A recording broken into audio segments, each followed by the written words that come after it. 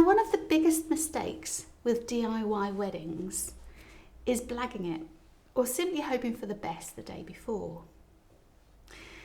So be prepared. Hoping for the best is just not going to work. Seek advice, maybe do an online course or invest in a workshop.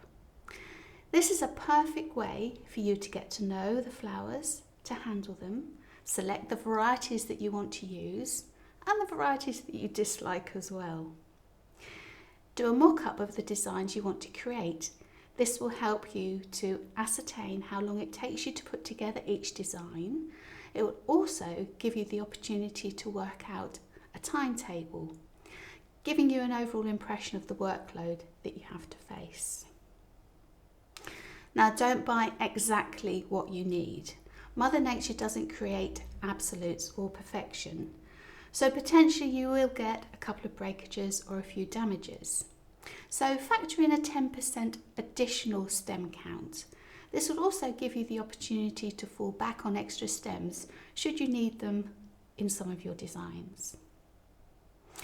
Here at the Academy of Flowers, our industry experts will guide you through the process, helping you to avoid the mistakes and pitfalls, allowing you to have the perfect day that you've always dreamed of.